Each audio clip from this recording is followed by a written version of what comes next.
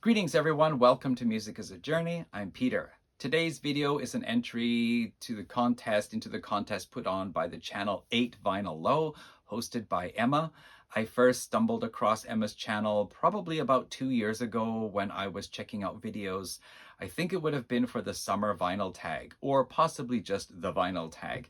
Whenever these tags come out, I usually like to pick a few channels that I've never seen before and watch those videos just to see what kind of music they talk about and what kind of personalities the presenters are. And I was really impressed with Emma because she was a young, energetic woman who talked very enthusiastically and knowledgeably about the albums that she was showing. So I felt she was kind of a breath of fresh air in a way, and I'd like to see more Emmas out there become part of the vinyl community. So in celebration of, or in recognition of Cheap Trick Day, which if I remember happened on April 1st or 2nd, at the beginning of this month anyway, Emma created a Cheap Trick themed contest, Cheap Trick being her favorite band. And there are 5 easy prompts with a bonus question, and then there are prizes. So I will leave a link to her original video in the description of this video, so you can pop on over if you haven't already. I've seen quite a few people do these videos here. I've been enjoying watching other people's responses, and Gary at Physical Format Rock and Roll did exactly a Cheap Trick themed response. Now, we don't have to stick with Cheap Trick for the responses, so that's kind of cool. And yeah, let's just move on with it here. So all of the prompts that I took a screenshot of from Emma's original video are now in the phone. So I had to scribble things down on paper, and let's see if I can read my handwriting today. So all of the prompts are Cheap Trick themed, if I didn't say it already. And the very first one is called I Want You to Want Me, Show an Underrated Gem. So there's a band called 5440. They get shown from time to time in the vinyl community, but the bulk of their discography is, I think it's not available on vinyl. Their 1980s albums are, but it's basically the Green album that everybody shows. And then I think most of their 1990s albums are either not available or difficult to find, or just simply people haven't picked them up. Not sure. They're still around. They just dropped a new album at the end of January this year. Their 15th, 14th, 15th studio album. Anyway, this one here, Northern Soul, goes back to 2008. And this is more or less when the band, a couple of albums after the band started to, disappear from the limelight, if you will, if they were ever really all that famous in the first place. Kind of big in Canada, but maybe not so big internationally. Anyway, this is a very beautiful album. They usually follow an alternative rock style, sometimes said to be similar to REM, but this one here mellows out a little bit. There's some very beautiful melodies in here. There's one song with a very lovely bit of piano solo, another song with banjo. And one of the interesting things is that even though on the occasional song in the past, they've been joined by a guest singer, a guest female singer, on this album here, vocalist Neil Osborne's daughter joins the band on 2 or 3 of the songs. Now, there are some videos that you can see on YouTube of them performing 1 or 2 of the songs in studio, so father and daughter together. Plus they have, I think it's for the title track, an animated video. And it's kind of an anti-war song because at that time there was this thing going on in Afghanistan, and there were Canadian soldiers who were going over there and dying. And so that song was almost a kind of folk song in a way, if you will, a song for the fallen soldiers over there, not just Canadian ones, but, you know, any soldiers who go off to a foreign land and make the ultimate sacrifice. Anyway, I think it's a very beautiful album. A year or so ago, I went through a week where I really fell in love with almost every track on this album, so I decided to show that for the underrated gem. Prompt number 2 is called In Color, and it is show your most visually striking record. Okay. That is just so tough. So what I decided to do was just go for the In Color theme, and I decided to pick an album cover that is, let me take it out of the jewel case here so it's easier to see, but an album cover that is quite colorful. Hoping that the iPhone will focus properly because my phone has some problems with focusing. Anyway, this is an album called Taihai Geijitsuten by a Japanese band called Ningen Isu, Japanese traditional metal, or like doom, stoner, speed metal, that kind of thing. And the album title, Taihai Geijutsu translates to Degenerate Art Exhibit. And this was inspired by the art exhibits that were put on by the Nazi government in Germany in the early 30s, I think it was. They were against the modernist approach to art. They thought that traditional classic German art is what people should be looking at, not all this modern day crap. So they would put on these degenerate art exhibits to show recent artworks, to emphasize this is the kind of garbage that's out there these days, and that's not what you should be appreciating. So the band named their album that with the Japanese title instead, but thinking that rock and roll is often considered trash and garbage music and so on. But it is actually, you know, a form of modern art as well. So there you go. I don't remember who painted the original picture now, and I'm probably not going to find it in a quick flash. But anyway, that is the very colorful album cover for Taihai Geijutsu by Ningen Isu.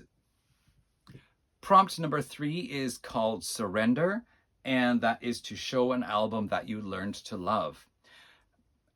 If you know me, you know that in the 1980s, I was a big fan of heavy metal. But I started to fall out of interest with a lot of my favorite bands by the late 80s. I didn't like the direction that heavy metal was going. There was synthesizers being added, the production sound was getting bigger and brighter, and a lot of bands I felt they just didn't thrill me the way their earlier albums had.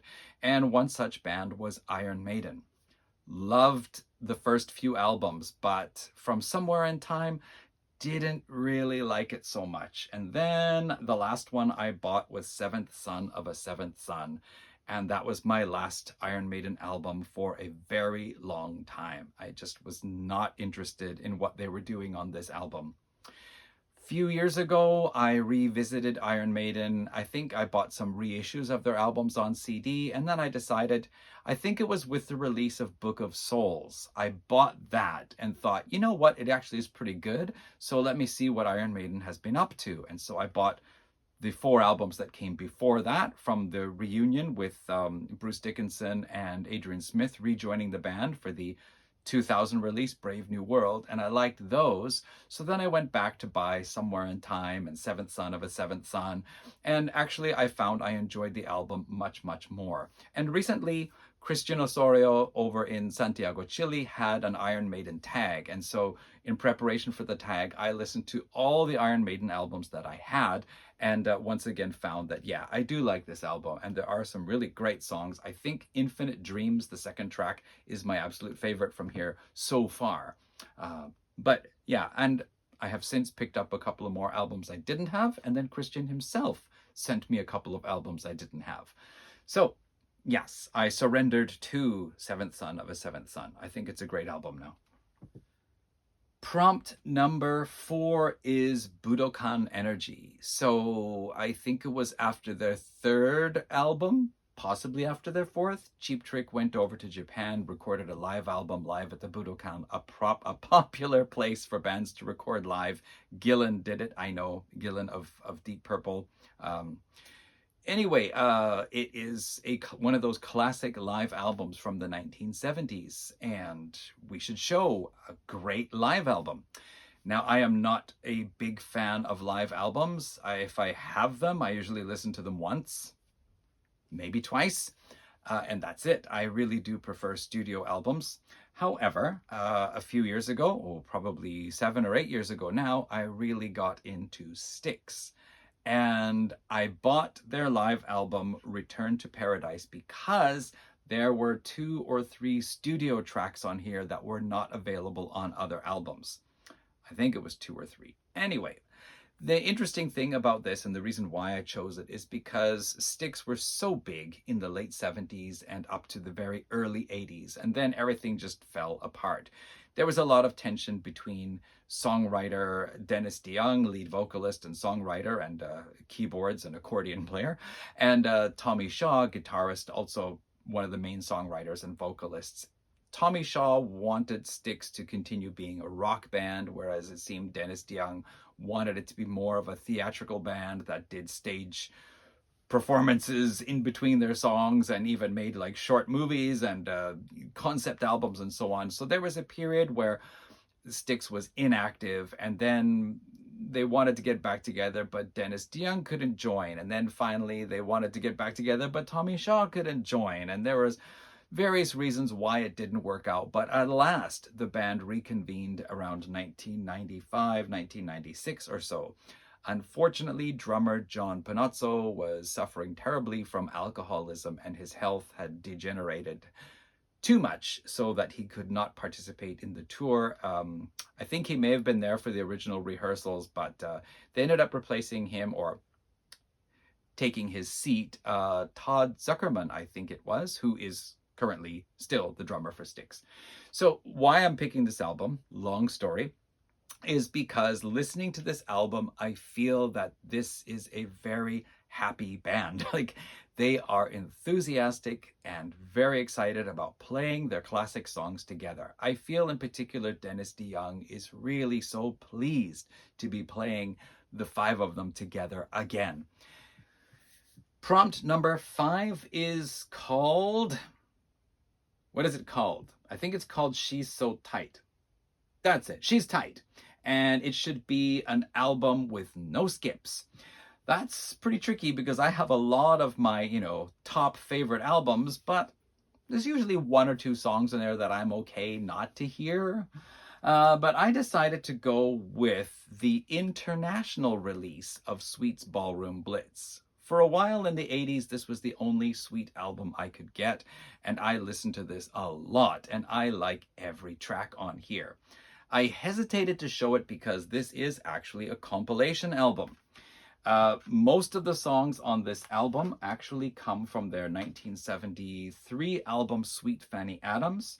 I think Set Me Free, which was later on covered by Saxon, is from this one. No You Don't, Sweet F.A., Into the Night, and AC/DC.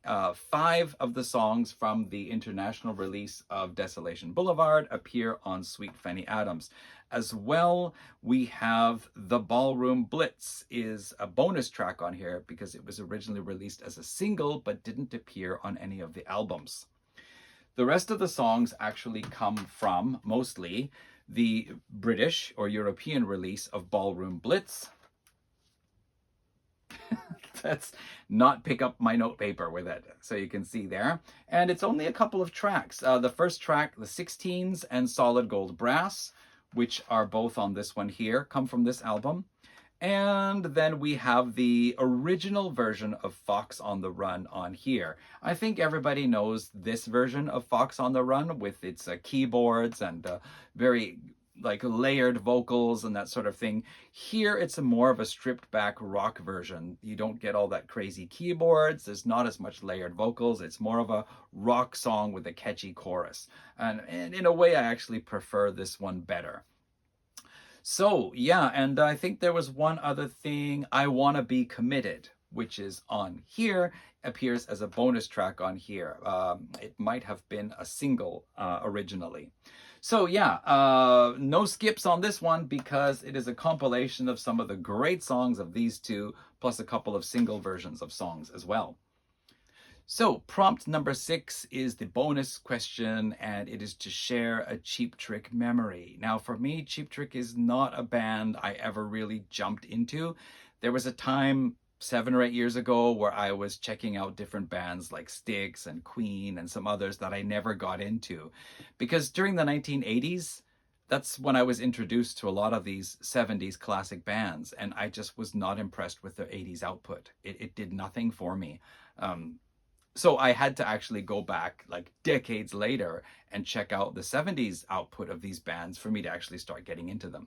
So I did pick up, I got them up here in color, and the self-titled album and Heaven Tonight. And there are definitely songs that I really like on those albums. I still want to get Dream Police. I do have the latest album somewhere around here. I think I had to pack it away. Some great tracks on that one too. But the reason why I'm mentioning this, because I've never seen the band live and never really had all that much to do with them. And I was almost going to skip this. However, as it turned out, I watched Mark Morris do his response to this. And Mark talked about a story when he was young about his friend telling him, you gotta hear this band Cheap Trick. They've got this great song called Surrender. And that friend just kept telling Mark about that song. And Daddy's all right, Mommy's all right, they're just a little weird. And that was maybe Mark's introduction to Cheap Trick. Now, the reason why it stood out for me is because Mark said he doesn't have a very good memory, but that day, that his friend telling him about that song really stands out so vividly in his memory. And because I have not actually listened to these now for a few years, if I think about what songs did I like off these albums, I can remember them by title, but it is exactly Surrender is the one song that I remember. I can hear it playing in my head. And I think that became my favorite of all the songs off these 3 albums here. So thanks to Mark, I was able to answer the 6th prompt. Not like it's really worth anything, you know, for winning a contest. I thought Gary had a great response on his video, and I've heard some other really good ones too. So that's it. Of course, I talked a lot, but that's what I do on this channel. Always got stories to tell. Thank you very much, Emma, for creating this contest. I just wanted to do my bit to enter and show my support for the channel. And thanks everyone who watched. Do leave comments if you will. Love to see the comments. Take care, everyone, and I'll be back with more of my own videos a little bit later on. Cheers all. Bye.